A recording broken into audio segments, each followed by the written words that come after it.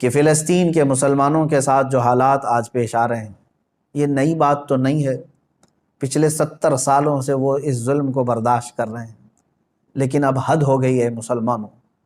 مسجد اقصیٰ میں، بیت المقدس میں اسرائیلی پولیس داخل ہو کر اپنے جوتوں سمیت اور گولیوں سے مسلمانوں کو نشانہ بنانا، باضابطہ ہمیں وہاں کی جو خبریں آ رہی ہیں، لوگ نماز میں مشغول ہیں، دعاؤں میں مشغول ہیں۔ کل بڑی رات تھی وہاں پر، کل لیلۃ القدر تھی، شب قدر کے لیے وہاں پر ہزاروں کی تعداد میں لوگ جمع ہیں، بچے بھی ہیں، بوڑھے بھی ہیں، جوان بھی ہیں، عورتیں بھی ہیں، وہ پیچھے آمین کہنے کے لیے آ بھی جاتی ہیں۔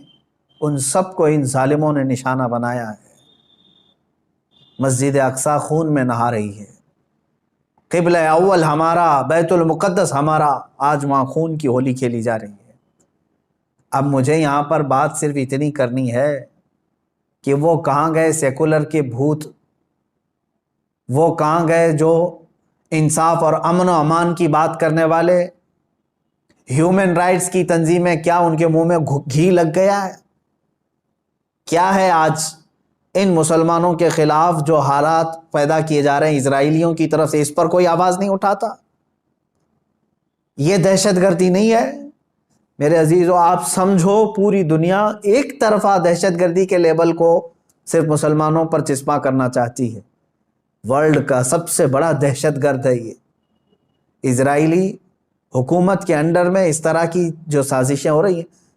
آپ سوچیں کسی بھی مذہب کے، کسی بھی دھرم کے لوگ جب عبادت میں ہوتے ہیں تو گویا کہ وہ دنیا سے کنارہ ہو کر اپنے اپنے خدا کے پاس جا رہے ہیں، یہی تو ان کا تصور ہوتا ہے۔ عبادتوں کے وقت کسی کو گولیوں کا نشانہ بنانا اور صفوں کو درہم برہم کرنا اور بچوں پر بھی گن تان لینا اور وہاں کے نوجوانوں کے سر پر جوتیاں رکھ کر کے کھڑے ہو جانا، عورتوں کے دوپٹے کھینچ لینا، یہ ہے ایک چہرہ اسرائیل کا جس کو دنیا بتانا نہیں چاہتی۔ اور وہ سب حد پار کر کے بھی امن کے مسیحا ہیں اور دہشت گرد ہم ہیں۔ وہ قتل بھی کرتے ہیں تو چرچا نہیں ہوتا، ہم آہ بھی کہتے ہیں تو ہو جاتے ہیں بدنام۔ میرے عزیزو، اب یہ وقت قیامت کے قریب کا ہے۔ آپ دیکھو کہ تمہارا مسیحا ہے کون؟ کون تمہارے لیے آواز اٹھانے والا ہے؟ تقریباً 57 ممالک اسلامی نام سے جانے جاتے ہیں، ان میں کا کوئی لیڈر سوائے ترکی یا کچھ لوگوں کے؟ یہ سارے اپنے عیاشیوں میں مصروف ہیں۔ فلسطین کے بچوں کو ایک لقمہ کھانا دینے کے لیے بھی سعودی عرب کی حکومت تیار نہیں، امارات تیار نہیں۔ یہ تو اسرائیل کے ساتھ پینگے بڑھا رہے ہیں، اسرائیل کے ساتھ معاہدے کرنے چلے ہیں، اپنی پراپرٹیاں اور اپنے ایئرپورٹ ان کو گروی دینے کے لیے چلے ہیں۔ سمجھنے کی آج ضرورت ہے، جہاں اسلامی ملک ہم سمجھ رہے ہیں، سعودی ہو یا امارات ہو یا بحرین ہو یا قطر ہو، یہ تمام ممالک، ان سب کی نہ جانے کون سی مجبوریاں ہیں، یا ان کے گھروں میں کون سے یہودی آ کر داخل ہو چکے ہیں، یہ واللہ عالم۔ یہ نہ سیریا کے مارے جانے والے مسلمانوں کے لیے بات کرتے ہیں، نہ فلسطین کے نہتے بچوں کے لیے بات کرتے ہیں، نہ یہ برما کے قتل عام پر کوئی بات کرتے ہیں۔ ان کو تو کچھ لینا دینا نہیں ہے امت مصطفیٰ سے، بلکہ یہ الٹا امت کے ان غریب مسلمانوں کو بلیم کرتے ہیں کہ یہ اس طرح دہشت پھیلاتے ہیں۔ ایک وقت آئے گا، دیکھ لینا، ان کی کرسیاں ہلیں گی، وقت آئے گا جب ان کے تاج اچھالے جائیں گے، یہ سب بہت بری موت مارے جائیں گے۔ اس لیے کہ میں نے پڑھا ہے کفر کی حکومت تو چل سکتی ہے لیکن ظلم کی حکومت نہیں چلے گی، ظلم زیادہ دن تک نہیں چلے گا، یہ صدائے بازگشت ہے، پلٹ کر کے واپس آنا ہے۔ آپ کو پتہ ہے، میں نے دیکھا ہے فلسطین کے بہت سارے لوگوں کو جن حالات میں وہ زندگی گزار رہے ہیں، اللہ کی پناہ، 35 سال، 40 سال سے ان کی مارکیٹوں پر کرفیو لگی ہے۔ کرفیو سمجھتے ہیں، ایک دن 2 دن کرفیو لگے تو ہمارے دکانوں پر تالا، اور 40 سال سے کرفیو لگا کر کے رکھے ہیں کچھ مارکیٹس میں، بازاروں میں، دکانوں پر جالے لگ چکے ہیں، بہت ساری پراپرٹیاں اور جائیدادیں ہڑپ کر کے اسرائیلی غصب کر کے بیٹھے ہوئے ہیں۔ یہ ساری کی ساری چیزیں بنا ان عرب لیڈروں کی اجازت کے اور ان کی منظوری کے نہیں ہو رہی ہیں۔ یہ سب میں ان لوگوں کی ہمدردیاں شامل ہیں۔ انہوں نے سعودی ہو یا جتنے بھی یہ مسلم کنٹریز ہیں، فلسطین کے بچوں کے خون پر اپنی کرسیاں بچھائے ہوئے ہیں۔ آج ہمیں درد ہوتا ہے اس بات کا میرے عزیزوں کہ اب مسجد اقصیٰ کو بھی انہوں نے پامال کر دیا۔ مسجد اقصیٰ کے اندر داخل ہو کر کے اپنی گن کو اٹھا لیا اور عبادتوں کی اور صفوں کو وہاں پر درہم برہم کر دیا۔ اب یہ تمہارے سمجھنے کا وقت آ چکا ہے۔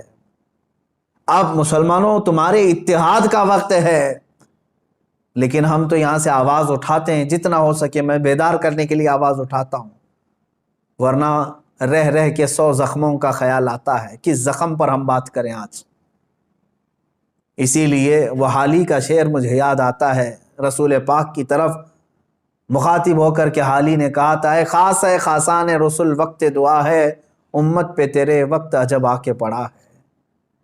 آج یہی حال تو ہے امت پر، ایسے حالات کہ ہماری بہنیں بہت چیخ رہی ہیں اپنی عزت کے لٹنے پر، ہماری ماؤں کو بے آبرو کیا جا رہا ہے، لیکن ان کی مدد کے لیے اٹھنے والا کوئی شہسوار نظر نہیں آتا۔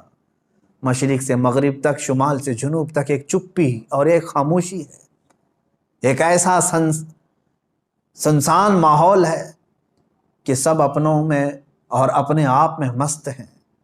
تمہیں معلوم ہے آج ہم افطاری کے لیے بیٹھتے ہیں تو بڑی بڑی نعمتیں کھا لیتے ہیں، ان بچوں کا کیا ہوتا ہے جن کی افطاری کے وقت ان کے باپ اور ماں کی لاشیں سامنے رکھی رہتی ہیں؟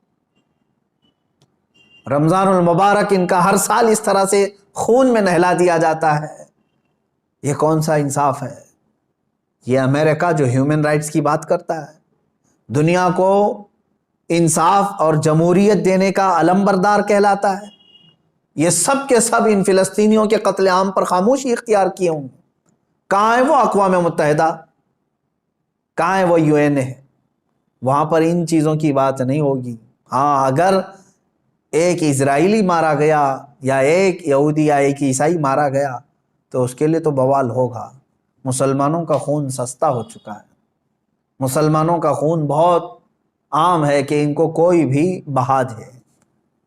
اے مسلمانوں، اس لیے آج تمہیں واپس اپنے اسی قدم پر آنے کی ضرورت ہے جہاں پر رسول پاک نے تمہیں چھوڑا تھا۔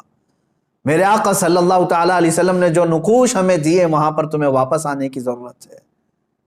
تم اگر دنیا کی رضامندی کے لیے اپنے آپ کو بیچتے ہو، چند لوگوں کی رضا کے لیے اپنے آپ کو بدلتے ہو، تو یاد رکھنا یہ دنیا کبھی تم سے راضی نہیں ہوگی، کبھی راضی نہیں ہوگی۔ کیوں نہ ہم رسول پاک صلی اللہ تعالیٰ علیہ وسلم کی رضا کے کام کریں، اللہ اور اس کے رسول راضی ہو جائیں، تو پھر ہماری وہ سابقہ قوت لوٹ آئے گی جس قوت سے قیصر و کسریٰ کانپتے تھے۔ وہ ایمانی غیرت واپس لوٹ آئے گی جس سے وقت کا چنگیز خان بھی ہل جاتا تھا، تھر تھر کانپتے تھے۔ وہ ایمانی غیرت اور حمیت واپس آ جائے گی۔ شرط صرف اتنی ہے، ان کنتم مؤمنین، تم سچے نبی کے غلام ہو جاؤ۔ ولا تہینوا ولا تحزنوا وانتم الاعلون، میرے رب کا وعدہ ہے کہ تم غم نہ کرو، پریشان مت ہو، تم بلند ہوگے، لیکن اس کے ساتھ ایک شرط ہے کہ تم نبی کی وفاداری تو کرو، غلامی میں تو آ جاؤ۔ آج فلسطین ہے، اس کے بعد شام ہے، اس کے بعد عراق ہے، اس کے بعد یمن ہے، پھر افغان ہے، برما ہے، یہ سب جگہ مذبح خانہ بنا ہوا ہے۔ جانور بھی اتنے نہیں کاٹے جاتے جتنے وہاں کے انسان کاٹے جاتے ہیں۔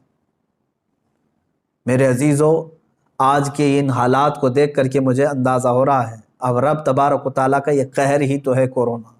جب ظلم بڑھتا ہے تو بلائیں بھی پھیلتی ہیں۔ یہ جتنے ظالم ہیں دیکھ لینا یہ بلاؤں میں گرفتار ہوں گے۔ آج یہ جو حالات پیدا ہوئے ہیں، کثرت سے یہ بیماری کا پھیل جانا اور کثرت سے موتوں کا ہو جانا، آپ کیا سمجھتے ہیں؟ یہ بھی ایک اللہ تعالیٰ کے غضب کی نشانی ہے، یہ اس کے قہر کی نشانی ہے۔ تمہارے پاس لاکھوں کروڑوں بھی ہوں گے، تم بچ نہیں پاؤ گے اس کی پکڑ سے۔ ظلم سے باز آ جاؤ۔ ظلم ایک ایسی چیز ہے جس کو کبھی دنیا نے پسند نہیں کیا، اور ہر ظالم کا انجام بہت سخت ہوا ہے۔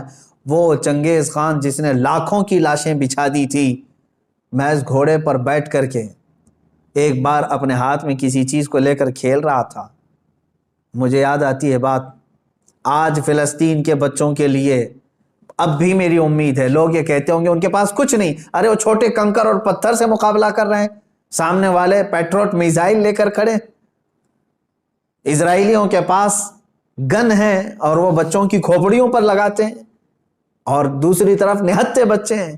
لیکن مجھے پھر بھی میرے رب تعالیٰ کی ذات سے یقین ہے، امید نہیں، یقین ہے کہ وہ مولا کریم جس وقت حالات بدلتا ہے تو پھر ان یہودیوں کو دیکھ لینا، ان کو سر چھپانے کے لیے نہ کوئی پتھر ملے گا نہ کوئی درخت ملے گا. میرے آقا صلی اللہ تعالیٰ علیہ وسلم کی حدیث ہے، قیامت کے قریب تم دیکھو گے ہر پتھر یہ تمہیں پکار کر کے کہے گا اے مسلم آ جا ادھر میرے پیچھے، کہ یہودی چھپائے اسے قتل کر دے. یہ حدیث پاک میں ہے. یہ مارے جائیں گے، ان کا بھی انجام برا ہوگا، سخت ہوگا. یہ ظلم کا جو ننگا ناچ ناچ رہے، ان کو کیا لگتا ہے کہ ہمیشہ ہی رہیں گے؟ یہ خود چین سے کبھی نہیں رہ سکتے. ذلت والے لوگ، انبیاء کا بے حساب قتل کیا جنہوں نے، پوری دنیا کی آج چین و سکون کو غارت کرنے والا یہ اسرائیل کیا سمجھتا ہے کہ ہمیشہ ان کی حکومت قائم ہو جائے؟ میرے رب تبارک و تعالیٰ کا انتقام بہت قریب ہے، بہت قریب ہے. میں جو بات عرض کر رہا تھا وہ یہ ہے کہ فلسطین کے بچوں کے لیے اب بھی انشاءاللہ العزیز امید ہے، آئے گی. چنگیز خان ظالم تھا، اس نے انسانوں کی کھوپڑی سے مینار بنانے کا بھی حکم دے دیا تھا. اتنے قتل کرتے تھے، جس راستے سے وہ گزرتے پورے گاؤں کو جلا کے چلے جاتے تھے، کوئی نشانی نہیں رکھتے تھے.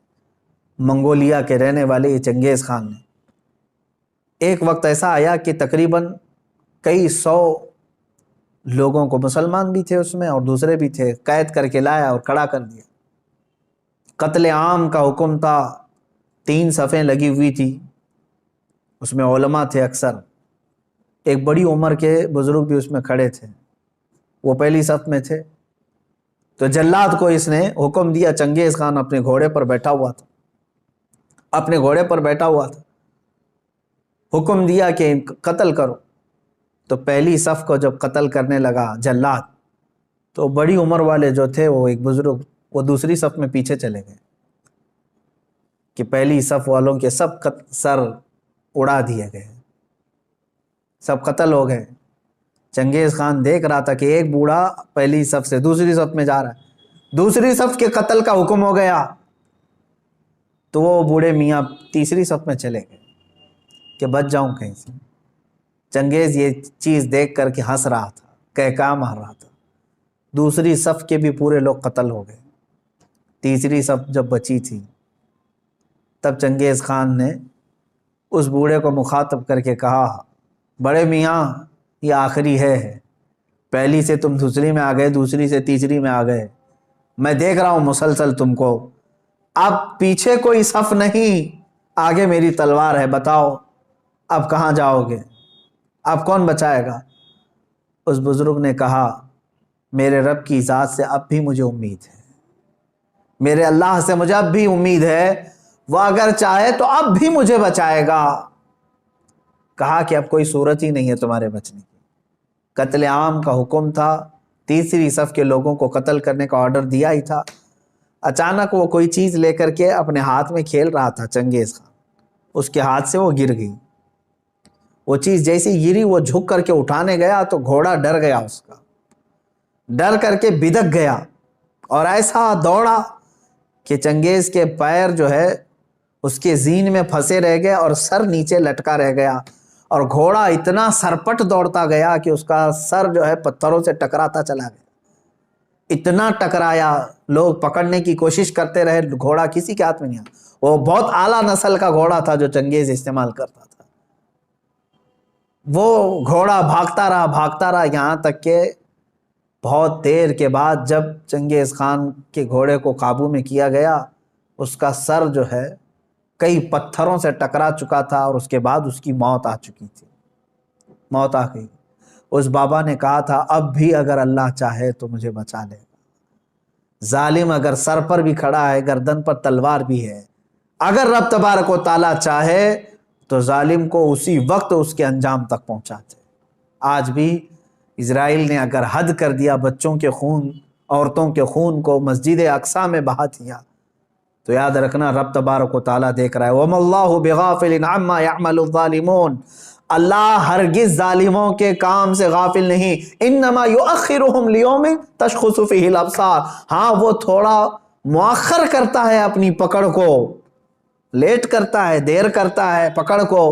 کیوں؟ تاکہ سارے لوگ اس کا انجام دیکھ سکیں، سارے لوگ اس کا انجام دیکھ سکیں. وہ تھوڑا سا ڈیلے کر کے بعد میں پکڑ کرتا ہے، اور جو ڈھیل ہوتی ہے اس کو کوئی یہ نہ سمجھ لے کہ وہ جو کر رہا ہے اچھا کر رہا ہے. لیکن میں تمامی مسلمانوں سے کہنا چاہوں گا، اب بعض لوگ تو اپنی تسبیح اپنے مسلح پر تو آئی گئے ہیں کہ چلو فلسطین کے بچوں کے لیے دعا کرنا ہے. ظاہر سی بات ہے، اب دعا کے علاوہ بہت سارے لوگوں کے پاس بچا کیا ہے. آج یہی حالات ہیں ہمارے. لیکن ساتھ میں نوجوانوں سے کہنا چاہوں گا، اٹھو وہ گر نہ حشر نہ ہوگا پھر کبھی، دوڑو کے زمانہ چال اپنی چل گیا. جو چنگاری وہاں پر، جو آگ وہاں پر لگی ہے، اس کی چنگاریاں تمہارے گھر میں آنے پر دیر نہیں لگے گی. یاد رکھنا، پڑوس کے گھر میں اگر آگ لگی ہے تو چادر تان کر کے سو جانا یہ بیوقوفی ہے کہ اس گھر کی آگ کی چنگاریاں تمہارے گھر کو بھی جلا کر خاک کر سکتی ہیں. یہ تمہیں جگانے کے لیے، بیدار کرنے کے لیے ہے. جہاں جہاں تم ظلم کی یہ تمام داستانیں سن رہے ہو، وہ چنگاریاں تمہارے گھر سے بہت قریب ہیں. تمہارے گھروں کو خاکستر کرنے کے بھی منصوبے بنائے جا چکے ہیں. اس لیے ایمان کے ساتھ اور محبت مصطفیٰ کے ساتھ بیدار ہو جاؤ. قوت عشق سے ہر پست کو بالا کر دو، دہر میں نام محمد سے اجالا کر دو.